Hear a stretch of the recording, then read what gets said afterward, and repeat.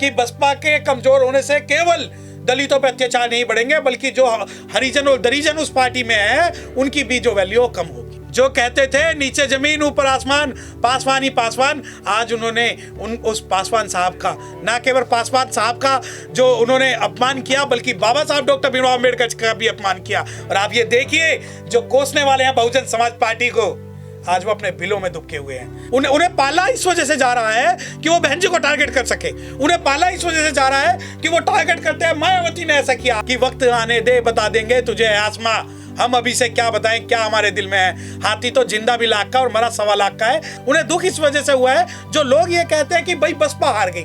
बसपा नहीं हार गया, समाज हार गया। कि कुछ लोग आज जश्न मना रहे हैं कि आई मौज फकीर की दिया झोपड़ा फूक, जश्न मना रहे हैं बहन जी हार गई, बसपा हार गई एक सीट। अरे समाज हार गया।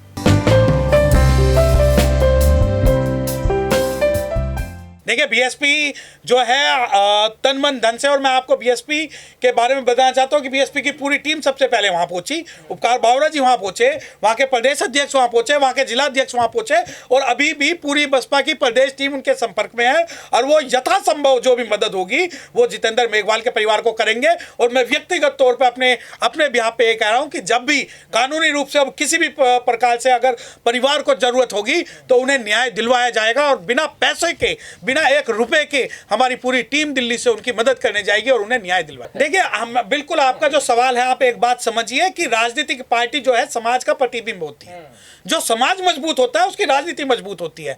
लेकिन हमें यह पढ़ाया जाता है कि मायावती जी ने ऐसा कर दिया तो ऐसा हो गया, ऐसा नहीं है। समाज कमजोर हुआ है तो राजनीति कमजोर हुई है। आज हम भाई को भाई नहीं मानते, आज हम जातियों में बटे पड़े हैं, हम उपजाति की सबसे ज्यादा बात करते हैं, और ये इसी का परिणाम है कि बीएसपी का जो रिजल्ट कम आया है उसके बाद आंदोलन जो अत्याचार है वो बढ़े हैं, और मैं आपको बताना चाहता हूं और भी बढ़ेंगे। इसीलिए जरूरी है कि बहुजन समाज पार्टी को मजबूत करना, ताकि हम अपनी आवाज एक प्रॉपर तरीके से, और मैं आपको बताना चाहता हूं कि रामजी गौतम साहब ने जितेंद्र मेघवाल की आवाज जो है वो पार्लियामेंट में बहुत मजबूत तरीके से उठाई और पूरा प्रशासन को हिला के रख दिया गया। तो अगर बसपा का कमजोर होना, और मैं आपको एक बात बताना चाहता हूं कि बसपा के कमजोर होने से केवल दलितों पर अत्याचार नहीं बढ़ेंगे, बल्कि जो हरिजन और दरिजन उस पार्टी में है उनकी भी जो वैल्यू कम होगी। उन पे भी असर पड़ेगा। वो तो निकाल दिए गए। आप देखिए इस घटनाक्रम में जितने हरिजन और जितने दरिजन हैं वो सब जो है वो उन्हें कोठियों से बाहर निकाल के फेंका जा रहा है। वो रो रहे हैं जो कहते थे कि नीचे जमीन ऊपर आसमान, पासवान ही पासवान, जो कहते थे नीचे जमीन ऊपर आसमान, पासवान ही पासवान। आज उन्होंने उस पासवान साहब का, ना केवल पासवान साहब का जो उन्होंने अपमान किया, बल्कि बाबा साहब डॉक्टर भीमराव अम्बेडकर का भी अपमान किया। और आप ये देखिए जो कोसने वाले हैं बहुजन समाज पार्टी को, आज वो अपने बिलों में दुबके हुए हैं। बाबा साहब की फोटो सब जमीन पर पड़ी हुई है पासवान जी के घर के बाहर में, और कोई गौर नहीं कर रहा है। यही तो मैंने बताया ना, बसपा मजबूत थी तभी हरिजनों और दरिजनों की वैल्यू थी।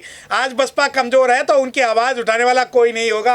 और मैं आपको बताना चाहता हूं कि कुछ लोग आज भी टारगेट कर रहे हैं बहन जी को कि उसने ऐसा किया वैसा किया। ये बहन जी की ताकत थी कि जब तक रही किसी भी, न केवल बहुजन समाज पार्टी के किसी भी जो अनुसूचित जाति जनजाति के किसी भी लीडर के ऊपर उंगली उठाने की हिम्मत नहीं थी इनकी। उदित राज है वो, उनको भी लग रहा है कि डर लग रहा है उनको भी, उनके साथ में कुछ ऐसी घटना हो सकती है जब से बीएसपी हारी है चुनाव। अरे वो बौखलाए हुए घूम रहे हैं कि वो कहावत है कि वो धोबी का कुछ है ना घर का है ना घाट है, उन्हें तो बीजेपी में लिया हो। उन्हें पाला इस वजह से जा रहा है कि वो बहन जी को टारगेट कर सके। उन्हें पाला इस वजह से जा रहा है कि वो टारगेट करते हैं मायावती ने ऐसा किया। अरे तुम्हारे अंदर तुम्हारी बखत थी तो तुम अपनी पार्टी में रह के तुम दरिजन बने रहे, तुम हरिजन बने रहे, तुम जिंदगी भर गुलामी तुमने की। तुमने क्या समाज का काम किया? कभी इस पार्टी में, कभी उस पार्टी में, कभी ये और कभी वो, सिर्फ टारगेट बहन जी को। अरे बहन जी को कोस कर जितनी मलाई खानी थी खा ली। अब आपको बताएंगे कि अगर हमारी बखत है कि वक्त आने दे बता देंगे तुझे आसमां,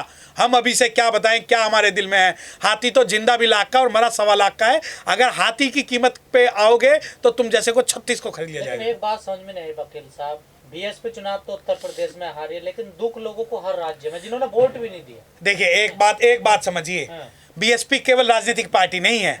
बहुजन समाज पार्टी की जो बहन कुमारी मायावती है वो सर का ताज है हर अनुसूचित जाति के लोगों का। आप ये मानिए, मैं आपको बताना चाहता हूँ कि सैकड़ों हजारों ऐसे लोग हैं जिन्हें दुख हुआ है।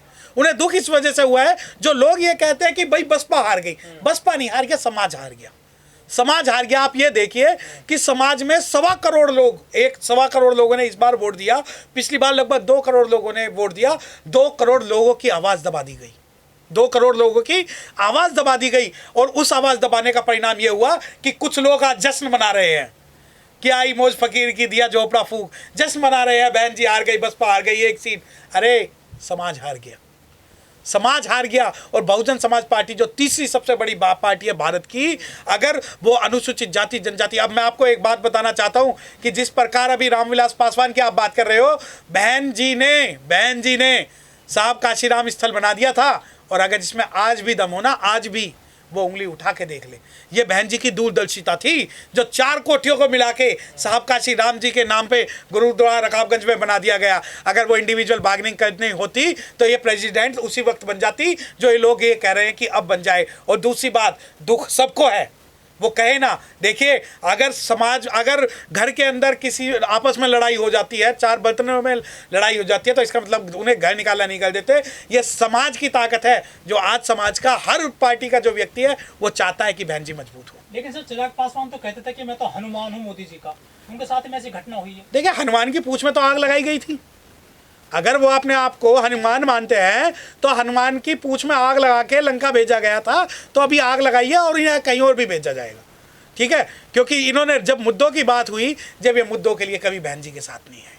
और आज बहन जी जब सत्ता में नहीं है, जब उन्हें पता है कि आज हम उत्तर प्रदेश तो क्या, हम कहीं और आवाज़ उठाने की स्थिति में थोड़े से कमज़ोर है, तो और मैं एक बात मानता हूँ, यहाँ जो रामविलास पासवान जी हैं वो मेरे समाज के नेता हैं।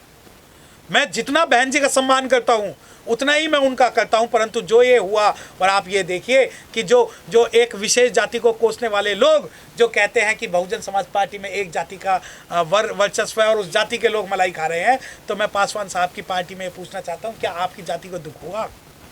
क्यों आपने आवाज़ नहीं उठाई? क्या रामविलास पासवान सिर्फ और सिर्फ एक जाति के थे? क्या कारण है आज चिराग पासवान भी जो है इंटरव्यू देते हैं और चले जाते हैं? अरे अगर कम से कम बाबा साहब का तो सम्मान करना चाहिए था।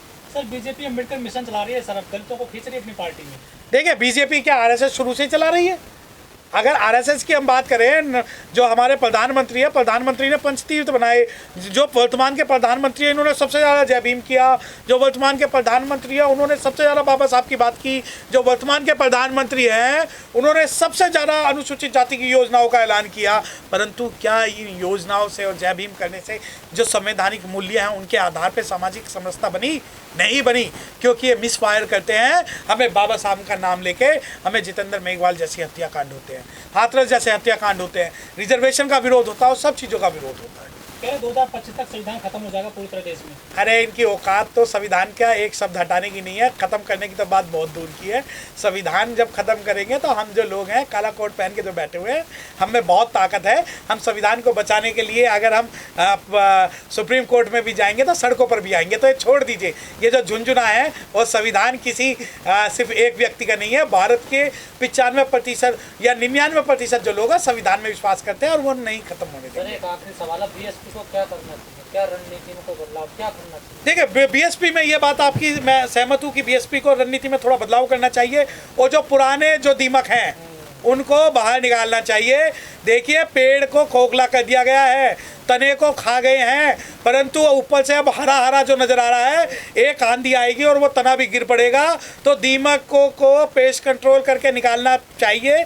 और जो भी समाज का ईमानदार सच्चा नेता हो, सिवाय और उसके पैसे को ना देखा जाए। और एक बात ये कि ये मानना कि ये व्यक्ति इतने दिन से पार्टी में काम कर रहा है ईमानदारी की निशानी नहीं है, तो दीमकों को सबसे पहले बाहर निकालना चाहिए, तभी बहुजन समाज पार्टी पनप सकती है।